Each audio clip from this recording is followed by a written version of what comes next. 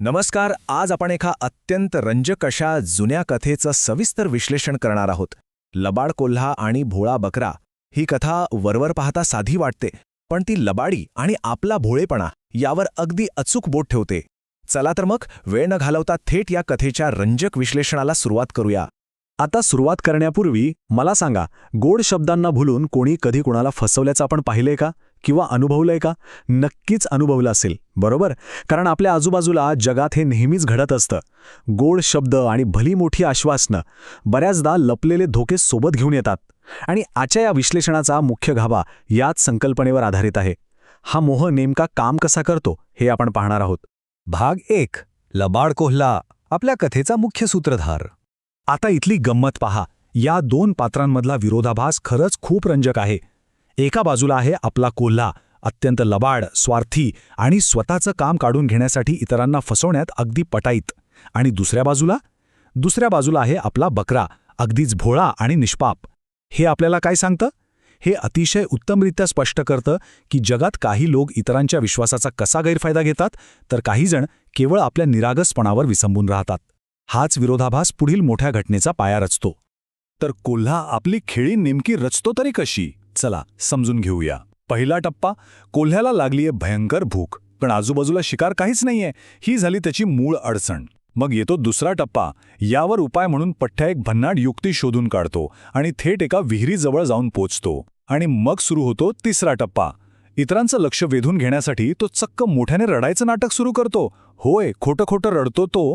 ही एक अतिशय पद्धतशीरपणे रचलेली जाळी आहे बरं का. स्वतःची अडचण सोडवण्यासाठी त्याने थेट स्वतःवरच संकट आल्याचं नाटक उभं केलं. भाग 2. गोड पाणी, फसवणुकीचा प्रत्यक्ष डाव.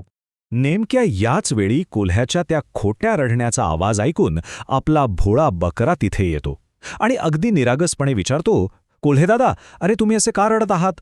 हा साधासा प्रश्न बकऱ्याच्या मनातली काळजी आणि मदत करण्याची निखळ वृत्ती दाखवून देतो. पण दुर्दैवाने आपला कोल्हा ह्याच चांगुलपणाचा अचूक फायदा घेणार असतो. आणि इथेच कोल्ह्याची खरी लबाडी बाहेर येते. तो अत्यंत हुशारीने बकऱ्याला म्हणतो, अरे बकरा भाऊ, काय सांगू, या विहिरीतलं पाणी इतकं गोड आहे ना, मी पाणी प्यायला खाली तर उतरलो, पण आता मला वरच येता येत नाहीये.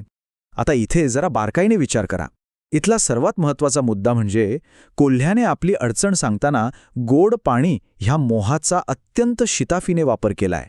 त्याने जाणीवपूर्वक बकऱ्याला लालूच दाखवली, जेणेकरून बकऱ्याचं लक्ष धोक्यावरून पूर्णपणे हटेल आणि त्या गोड पाण्याकडे जाईल. भाग 3. बकऱ्याची चूक, कथेतील सर्वात निर्णायक क्षण. आता हा घटनाक्रम किती वेगाने घडतोय ते पहा. पहिलं म्हणजे बकरा जराही पुढचा मागचा विचार न करता थेट म्हणतो की मलाही ते गोड पाणी प्यायचंय. दुसरं, तो लगेच विहिरीत उडी मारतो. अक्षरशः क्षणाचाही विलंब नाही. त्याला विहिरीची खोली किंवा आपण बाहेर कसे येणार याचा साधा विचारही शिवत नाही. आणि तिसरं, बकरा जसा पाणी पिण्यात मग्न होतो, बरोबर याच संधीचा फायदा घेत कोल्हा त्याचा पाठीवर पाय देतो आणि एका झेपेत विहिरीबाहेर पडून जातो. हे सगळं इतक्या वेगाने आणि बकऱ्यासाठी विनाशकारी पद्धतीने घडतं की विचारू नका. अतिउत्साह आणि विचार न करण्याची सवय किती महागात पडू शकते याचं हे उत्तम उदाहरण आहे. विहिरी बाहेर आल्यावर कोल्हा मागे वळून पाहतो, हसतो आणि अत्यंत कुत्सितपणे काय म्हणतो माहितीये?